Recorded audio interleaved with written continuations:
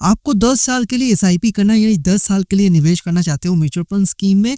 आपका जो बजट है वो 2000 रुपया महीना है, यानी 2000 रुपया महीना आप अगर 10 साल निवेश करोगे तो फिर इन फ्यूचर आपका एक्सपेक्टेड रिटर्न क्या होने वाला है। आज का इस वीडियो में हम लोग इसी के रिगार्डिंग इन डिटेल्स डिस्कस करेंगे। जिस स्कीम के बारे में आज हम लोग इस वीडियो में बात करें उसका अगर नंबर ऑफ स्टॉक को देखोगे नियर अबाउट 77 स्टॉक है म्यूचुअल फंड स्कीम का स्टॉक पोर्टफोलियो में, जिसका पी रेशियो यानी portfolio price to equity ratio को देखोगे ग्रेटर देन 30 है, बट काफी अंडर कंट्रोल है, यानी काफी डाइवर्सिफाइड स्टॉक पोर्टफोलियो है, ज्यादा ओवर वैल्यू स्टॉक अवेलेबल नहीं है। अगर हम लोग फंड स्टाइल अप्रोच की बात करें, इस पर्टिकुलर म्यूचुअल फंड स्कीम का काफी बैलेंस अप्रोच को फॉलो कर रहा है।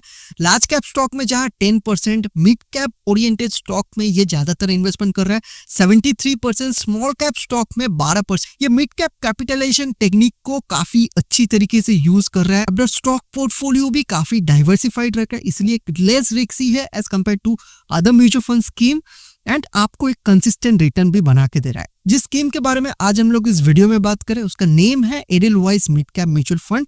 ये किसी भी तरह का म्यूचुअल फंड स्कीम रिकमेंडेशन नहीं है। आप अगर किसी भी म्यूचुअल फंड स्कीम में निवेश करना चाहते हो, पहले तो आप खुद से एनालिसिस कीजिए या फिर अपना रजिस्टर्ड म्यूचुअल फंड डिस्ट्रीब्यूटर को कांटेक्ट करके डिस्कस करके देन ओनली एक म्यूचुअल फंड स्कीम को चूज कीजिए। अगर हम लोग इस पर्टिकुलर म्यूचुअल फंड स्कीम का past historical return data performance को चेक करें, काफी कंसिस्टेंट एंड काफी बढ़िया रहा है। लास्ट 1 साल में जहां 10% का रिटर्न, लास्ट 3 साल में 26%, लास्ट 5 साल में 32%, ओवरऑल रिटर्न परफॉर्मेंस भी 22% का रिटर्न आपको कंसिस्टेंट बेसिस में ये स्कीम बना के दे रहा है। एक्सपेंस रेशियो भी इस पर्टिकुलर स्कीम का काफी लो है as compare to other mid cap mutual fund scheme, 0.39% only. Exit load भी 1% है, वो भी आप अगर 3 महीना पहले फंड से एग्जिट करते हो तो ये कंपेंसेशन आपको कंपनी को पे करना पड़ेगा। मान लीजिए इस पर्टिकुलर म्यूचुअल फंड स्कीम में आप निवेश कर देते हो तो फिर इन फ्यूचर आपका एंटिसिपेटेड रिटर्न क्या हो सकता है।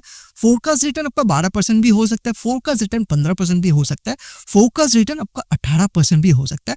बिकॉज म्यूचुअल का रिटर्न कभी भी फिक्स नहीं होता, ये मार्केट के ऊपर डिपेंड करेगा इन फ्यूचर आपको क्या रिटर्न मिल सकता है, यानी एक्सपेक्टेड रिटर्न आपका क्या हो सकता है स्कीम से। अब रिटर्न को आप 2 तरीके से ले सकते हो। फर्स्टली है इंस्टेंट रिटर्न, दूसरा है डिफर्ड रिटर्न।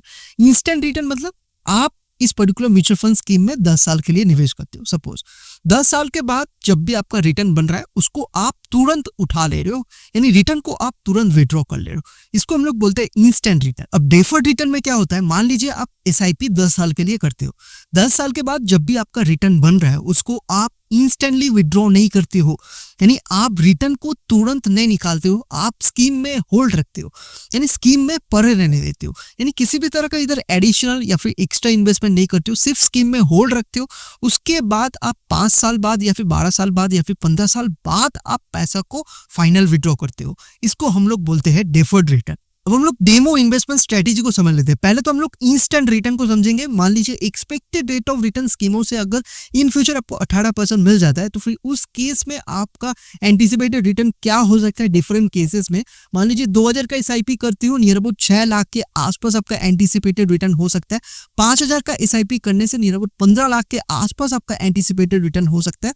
10,000 का एसआईपी करने से नियर अबाउट 30 लाख के आसपास आपका एंटिसिपेटेड रिटर्न हो सकता है। अब इधर आपको जो भी रिटर्न देखने को मिल रहा है ये 10 साल में आपका ये रिटर्न बन सकता है, यानी इंस्टेंटली आप अगर पैसा को विड्रॉ करते हो।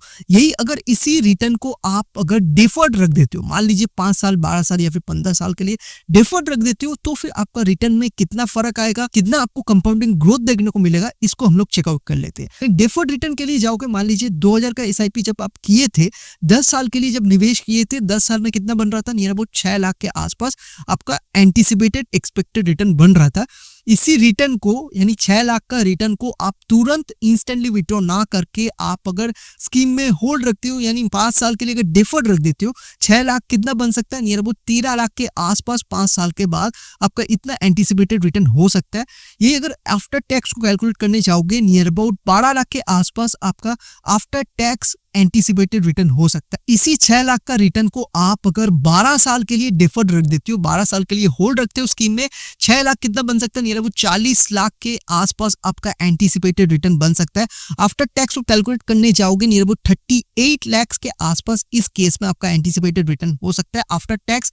इसी 6 लाख का रिटर्न को आप अगर 15 साल के लिए थोड़ा सा लॉन्ग टर्म के लिए अगर होल्ड रखते हो यानी डिफर्ड रख देते हो, 6 लाख का रिटर्न कितना बन सकता है, नियर अबाउट 70 लाख के आसपास आपका इस केस में एंटीसिपेटेड रिटर्न हो सकता है। आफ्टर टैक्स को कैलकुलेट करने जाओगे नियर अबाउट 63 लाख के आसपास आपका एंटीसिपेटेड रिटर्न हो सकता है 15 साल के बाद। अब इधर आपको जो भी रिटर्न मिल रहा है वो डिफर्ड रिटर्न मिल रहा है। आप इधर एक चीज को नोटिस कर पा रहे हो, आप इंस्टेंटली रिटर्न को विड्रॉ ना करके आप अगर डिफर्ड के लिए जाओगे यानी कुछ सालों के लिए अगर डिफर्ड रख देते हो अपना पैसा को यानी रिटर्न को 5 साल 12 साल या फिर 15 साल, तो फिर काफी अच्छा खासा कंपाउंडिंग ग्रोथ देखने को मिल रहा है। अब आपको इंस्टेंटली विड्रॉ करना है या फिर कुछ सालों के लिए डिफर्ड रखना है, ये अपने नीड एंड चॉइस के अकॉर्डिंगली इसको डिसाइड कर सकते हो। आपको अगर Edelweiss mid cap mutual fund scheme में निवेश करना है, मिनिमम इन्वेस्टमेंट रिक्वायरमेंट जानना भी काफी जरूरी है। SIP करना चाहते हो इस पर्टिकुलर स्कीम में तो 100 रुपया महीना से सिर्फ चालू कर सकते हो। लमसम में भी आप सिर्फ 100 रुपया से चालू कर सकते हो।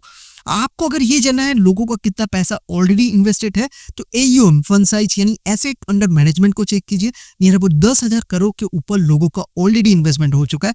आपको अगर इस स्कीम में निवेश करना है तो कहां से करोगे यानी इन्वेस्टमेंट प्रोसेस क्या रहेगा, ठीक है। डायरेक्टली आप म्यूचुअल फंड कंपनी में जाके यानी एडलवाइज म्यूचुअल फंड कंपनी में जाके निवेश कर सकते हो या फिर रजिस्टर्ड म्यूचुअल फंड डिस्ट्रीब्यूटर को ढूंढ के भी आप इस स्कीम में निवेश कर सकते हो।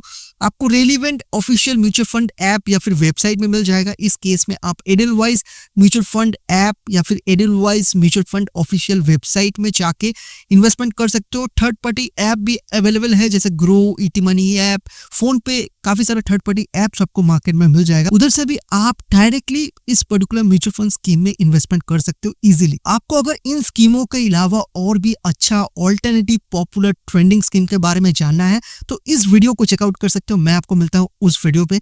वीडियो अगर थोड़ा सा भी अच्छा लगा हो, इंफॉर्मेटिव लगा हो या फिर कुछ भी आपको म्यूचुअल फंड रिगार्डिंग पूछना है तो आप वीडियो में कमेंट कर सकते हो एंड लाइक एंड शेयर जरूर कीजिए।